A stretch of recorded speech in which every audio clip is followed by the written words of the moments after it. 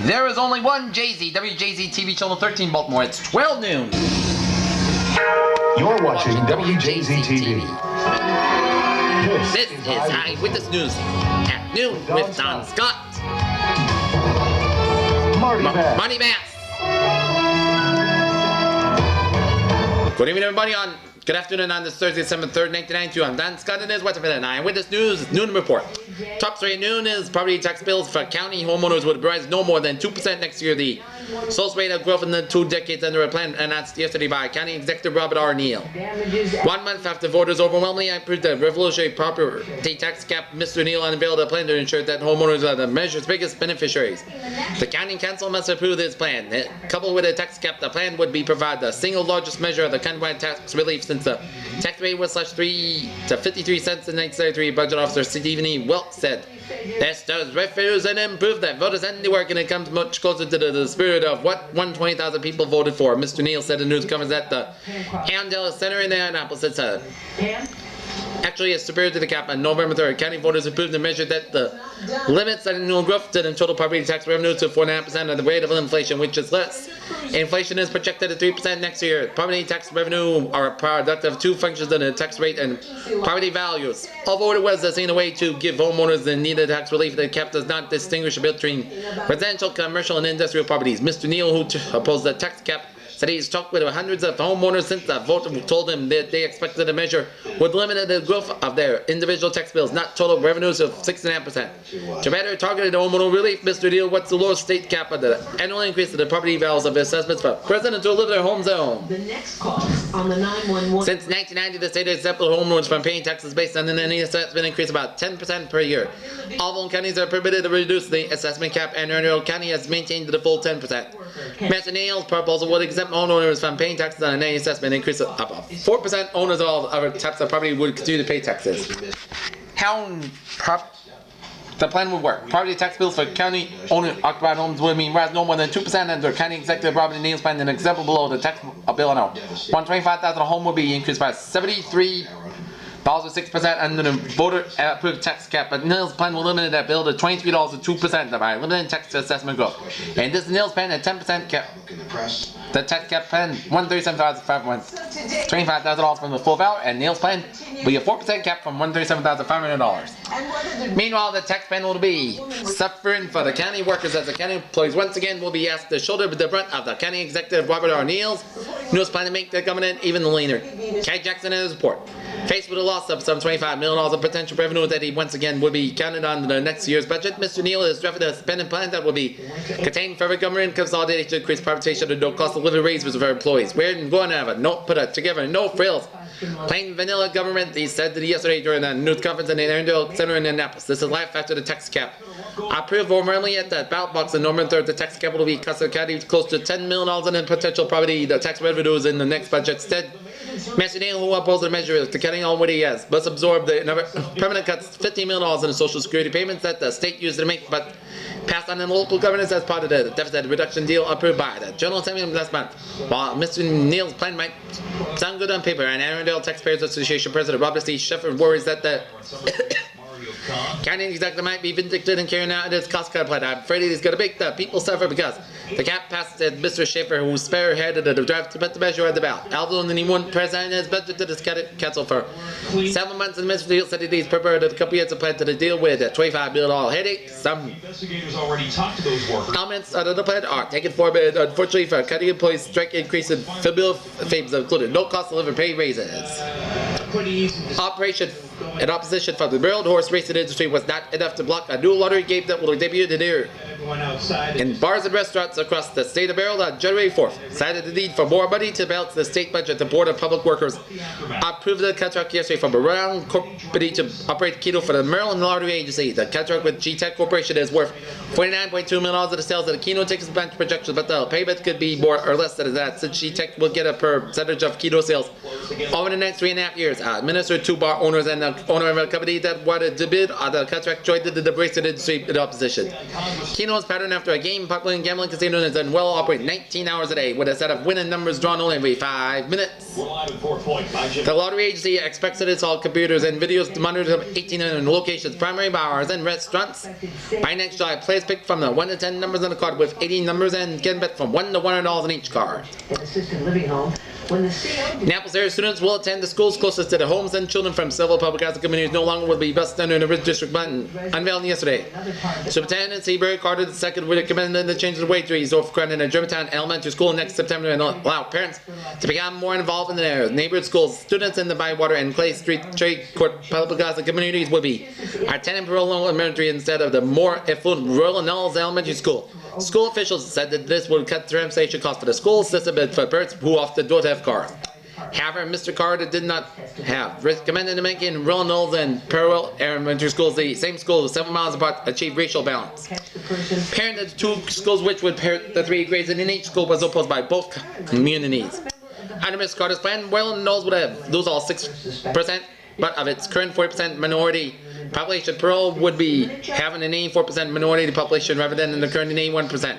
Although no federal law maintains racial balance, school officials consider it a decision that areas that have large minority populations. The Annapolis area school population is almost half minority. Members of the Black Education Watchdog group said yesterday that the black community would accept hybrid schools only if the school system one commit equal staff and books that applies to the predominantly black schools. Annapolis Alderman Carl O'Snonan, a member of the Committee of Education, Equity and Community Relations, said that in the past predominantly black schools have been treated as an inferior. We are still faced with the reality that all resources have been fault all white schools, and he said after the meeting he asked the board to hold town meetings in the predominantly black neighborhoods. Other parents are hoping to reschedule games that were canceled. In Baltimore's defense, Maryland's Defense Department and the company needs to capitalize on the wealth of federal research conducted in the state, according to economic development officials. As they come face to face with the challenges that have adjusted to the reductions of defense spending and increased global competition. We hope this new vision will make most of Maryland's technology resources. Governor William Donald Schaefer said yesterday the strategic statement for technology development and business strategy report was released by the Maryland Department of Economic and Employment Development. Maryland has 61 federal research laboratories involved from everything from cancer to rocket science, but breakthroughs made by the scientists at the laboratories are often not utilized or commercialized by companies outside the state, said State Secretary Bart Wasserman. Modernized that our manufacturing industries and commercialized that our technological research is the keys to the success of the display debate. Maryland International Industrial Power, Mr. Wasserman said, the strategy called on the state to continue to provide business and creators and other programs that foster growth and tailor education to meet the needs of the workplace and develop a truck structure that encourage entrepreneurs to develop new products and technologies. Among other things, industry, meanwhile, is being called on to work more closely with universities and other research organizations to follow new markets to find for defense-related projects in the developed market or intended implications for research development. In debt, it comes 4 months after Detroit sought Chapter 9 protection. Baltimore, a consortium made up of hospitals, private doctors, and foundations has been set up to promote a 5-year concept to help Baltimore teenagers help curb adolescent pregnancies. City Health Commissioner Peter Billson organized the Baltimore City Norplant Consortium to target teenagers who use birth control erratically or not at all. Baltimore has one of the highest teen pregnancy rates in the country. The consortium is considered its advertising campaign promoting Norplant and wants to contraceptive discussing the family life classes in the city schools. It will cover them during the school years, which is what you want. Mr. Bellison said, we hope to change teens' attitudes without being conservative. If Norplant were used by 5% to 10% of the women who haven't been using the birth control regularly, the impact would be significant, he said. About 35 every 1,000 girls aged 15 to 17 gave birth in Maryland in 1990. The latest figures of the year is still available. That rate almost tripled in Baltimore, where about 97 of every 1,000 girls aged 15 to 17 gave birth. Should those young mothers drop out of school? Mr. Billington said that the consortium does not want to force poor teenagers to use Norplant. That's concerned of the ML Foundation, which has donated $400,000 this year. The family planning program about having the debate is intended to buy Norplant for women who did not have medical insurance. That risk is that this has been seen for some of the aimed at low-income people, said Robert C. Embry Jr., the ML Foundation president.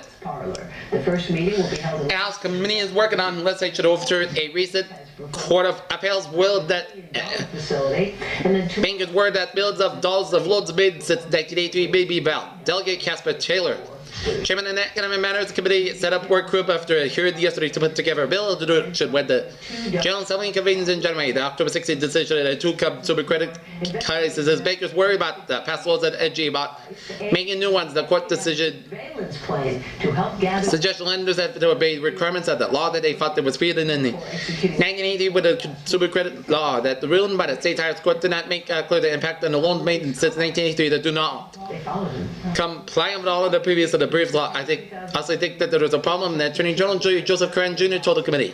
The question is what happens to all the commercial paper loans out there? It's worth 100% on the dollar worthless, he said. The afternoon to Governor William Donald Schaefer's chief legislature. Prosecutors say they were trying to send Chief legislature advisor said bankers have come to the governor to ask his help. Statement expressing how much Hagerstown correctional officers in Maryland prison don't have to start making the student state teachers stop chewing gum on the job or change their hairstyles just yet. State prison officials haven't decided on the table 17 pages of rules on grooming and conduct until February until the officials and the officers take a second look at the regulations. Scott McCauley, a spokesman for the Division of Corrections, said yesterday that the so-called dress code changes would be help to standardize the appearance of a correctional officer statewide. However, the officers and some of the rules were ridiculous and others were impractical. They also feared that the superiors will use the dress code as a way of disciplining officers they don't like, union officials said. According to the dress code, the Division of Correction and the military organization, in keeping with the basic military courtesy, the use of rank, sir, a ma'am, or a rank description in general conversation is expected, the code said. A hand salute should be given to the state officials such as the governor, lieutenant governor, and secretary of public safety and correctional officers. And services officers aren't sure what to salute and not to salute, said Mike McCusker, spokesman for the Maryland Classified Employees Association, which represents about 3,000 correctional officers nationwide and statewide. If Steinberg, Lieutenant Governor Steinberg comes up, we're supposed to salute him, but they don't now know what he looks like. The proposed dress code requires employees to keep their fingernails trimmed, keep their haircut so it doesn't touch their ears or collars, and shave out beards and goatees unless they have a skin condition. Janine Free, exclusive of shaving.